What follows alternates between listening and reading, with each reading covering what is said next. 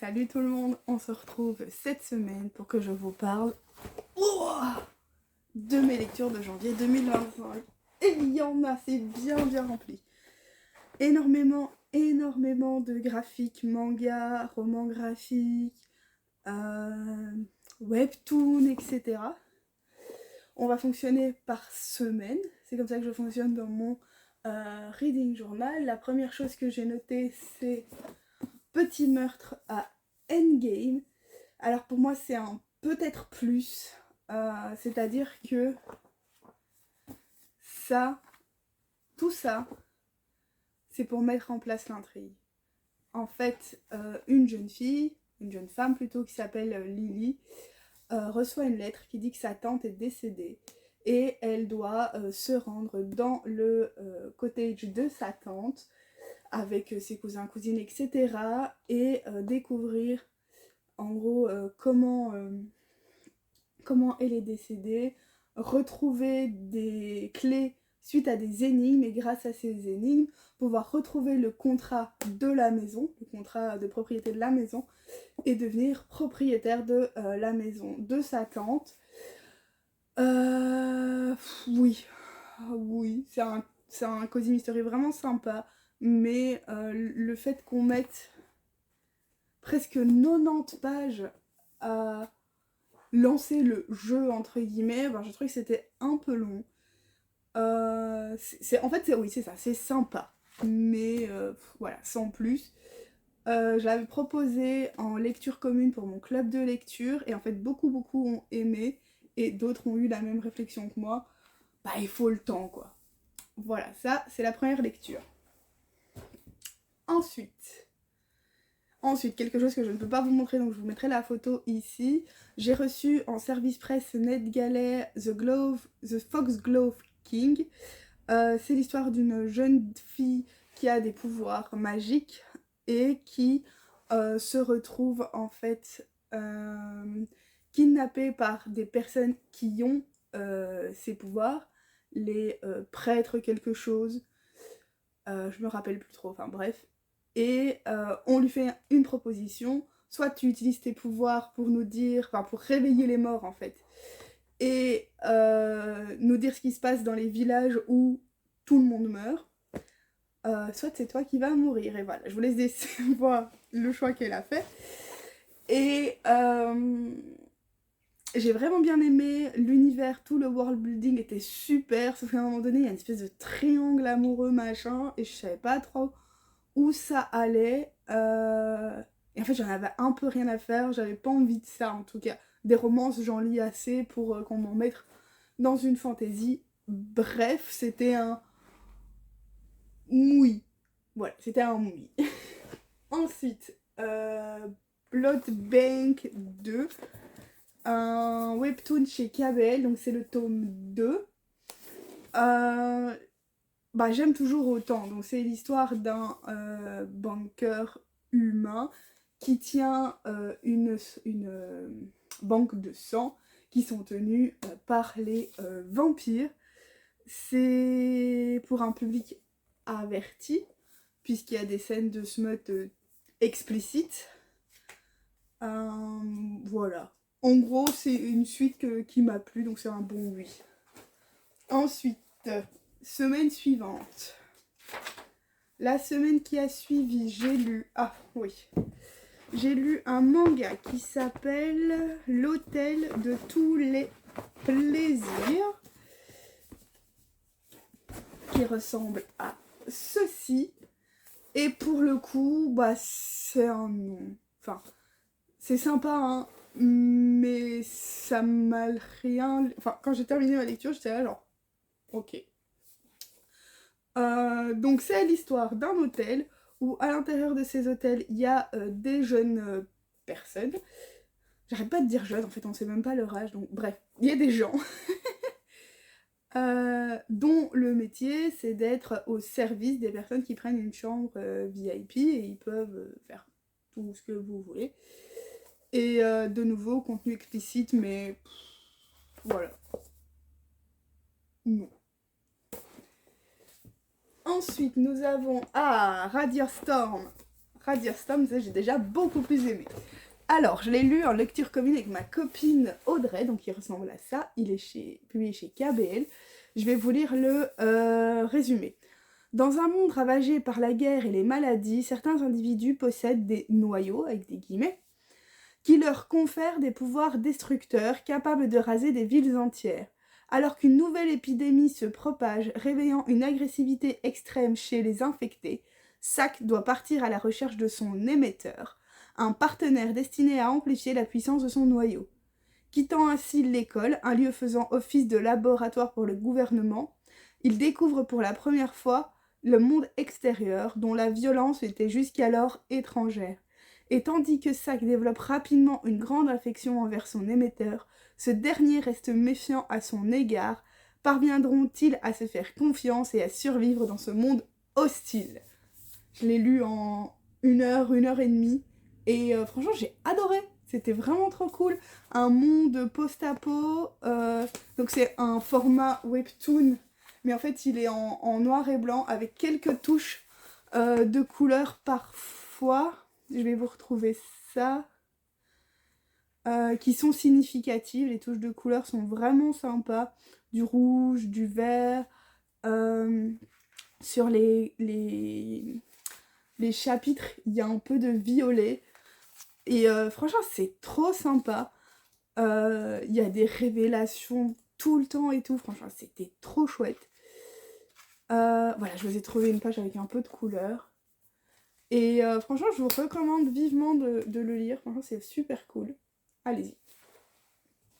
Ensuite, et ben pour cette semaine-là, c'était tout. C'est bien pour dire qu'il y a des semaines où vraiment je lis pas grand-chose. La semaine du 13 du 1 au 19 du 1, j'ai lu qu'un seul livre dont je ne peux rien vous dire parce que c'était une bêta lecture d'un prochain roman de Amandine Skirs, une auteure belge, donc à suivre. Ensuite, ah oui, on arrive à la semaine du 20 du 1 au 26 du 1. C'est une semaine que je vous ai filmée puisque j'ai fait un challenge lecture où je lisais 1500 pages sur 9 jours, donc 500 pages pour le week-end, 1000 pages pour la semaine, et c'est en ligne, vous pouvez le trouver quelque part par là, je mettrai un lien. Bref, donc cette semaine-là, il y avait Le Chant de la pluie, que je vous mettrai ici, dont je vais parler en long, en large et en travers, mais en gros c'est une histoire entre un homme sourd qui est en couple avec quelqu'un de pas bien. Et il va faire la rencontre de Will, qui est musicien, et c'est trop beau, et je les aime trop, et je sais pas quoi vous dire d'autre, à part allez-y, lisez-le. En fait, les romans de Noémie, à chaque fois, ils me bouleversent, donc de Noémie Dargaud. Donc je vous conseille d'y aller. Si vous voulez en savoir plus, c'est dans l'autre vidéo, et ainsi que sur mon blog. J'ai lu également cette semaine-là, mais je crois que je vais juste vous faire la pile ici et vous renvoyer directement vers l'autre vidéo. Voilà, voilou. Cette semaine-là, j'avais lu aussi les tomes 3 et 4 des Carnets de l'apothicaire, toujours aussi bien.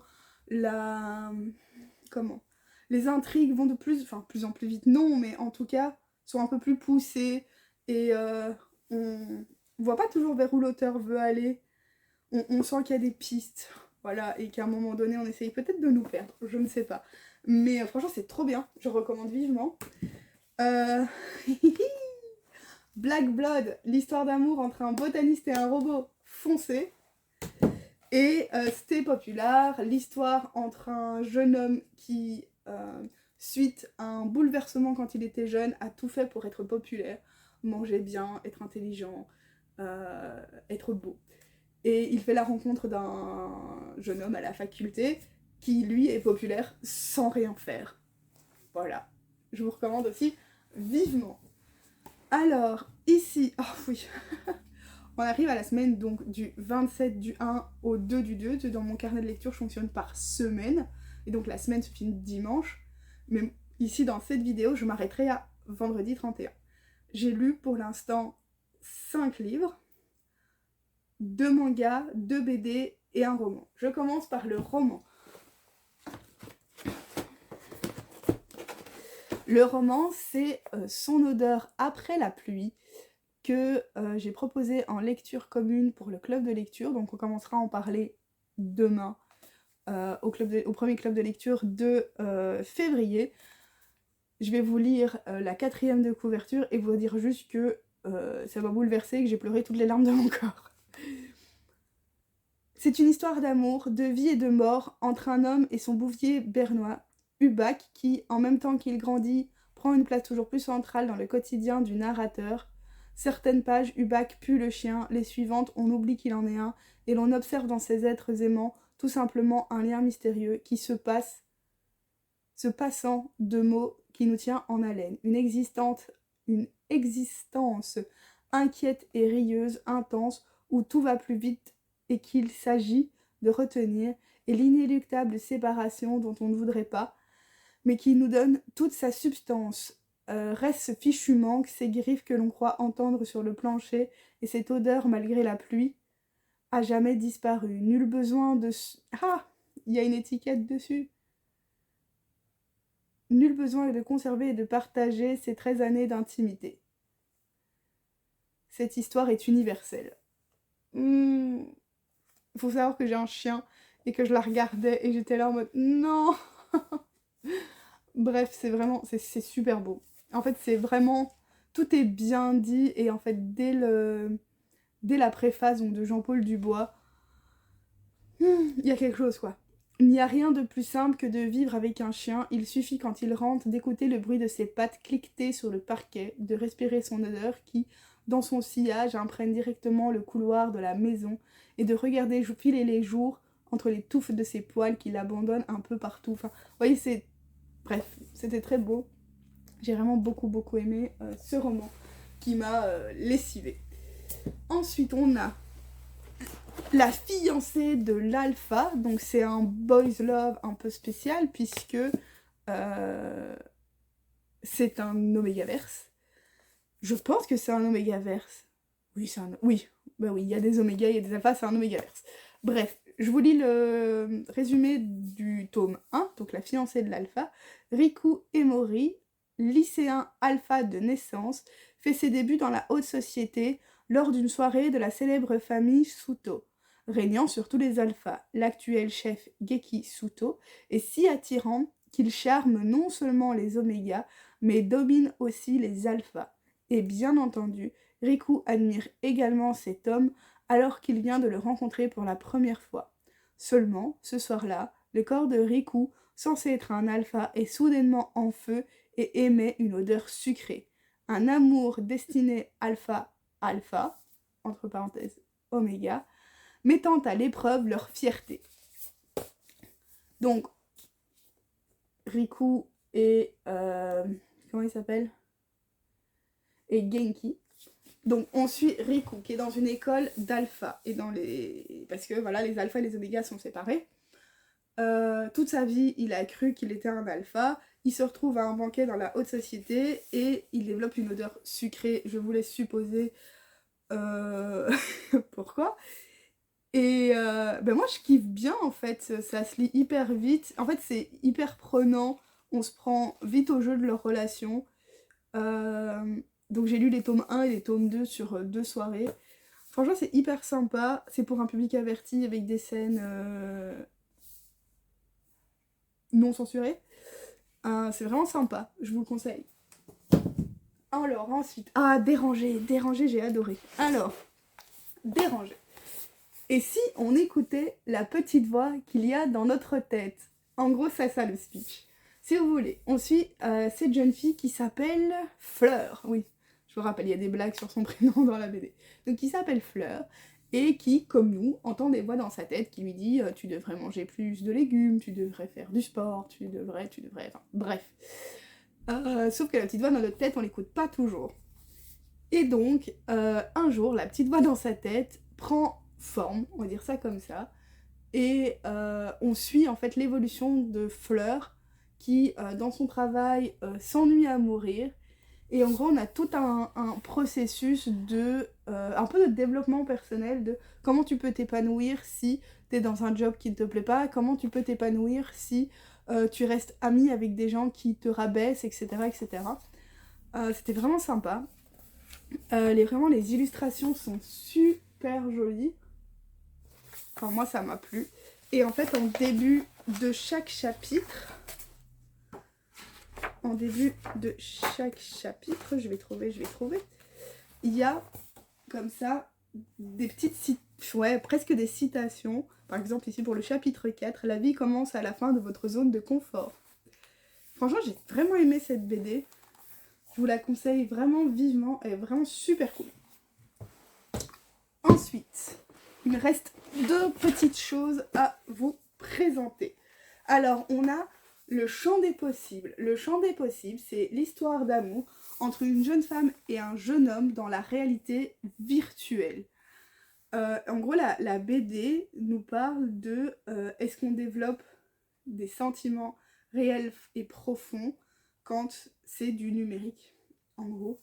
Et pareil, là, les illustrations sont magnifiques. Je vais pas vous lire l'arrière parce que c'est un extrait de... Enfin, si je pourrais. C'est un extrait de dialogue. Est-ce que tu vas me quitter? Quoi? Bien sûr que non. Ce serait sûrement plus simple, mais j'en ai pas la moindre envie. Mais tu l'aimes? Oui, je l'aime. Et je t'aime encore plus de pouvoir te le dire.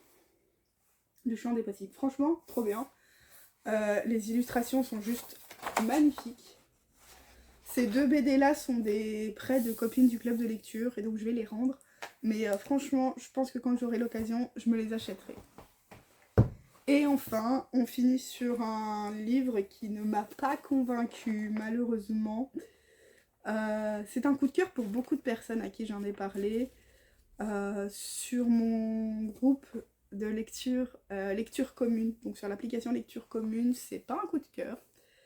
Et j'avoue, pour moi non plus, il s'agit d'un livre que je lis dans le cadre de 12 mois, 12 livres.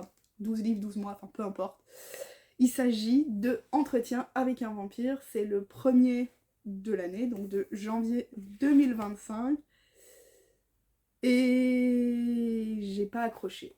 J'avoue que j'ai pas accroché. Peut-être je l'ai pas lu au bon moment, peut-être j'avais déjà beaucoup lu et donc j'avais un peu le cerveau en compote.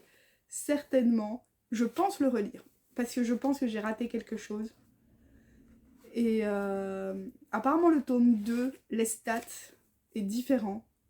Bref, je relirai ce livre. Dites-moi vous ce que vous avez lu en janvier 2025. J'ai vraiment hâte de savoir ce que vous avez lu. N'hésitez pas à me dire si vous avez lu certains des livres que je vous ai présentés, de me dire ce que vous en avez pensé. Sur ce, on se dit à la semaine prochaine. Bye!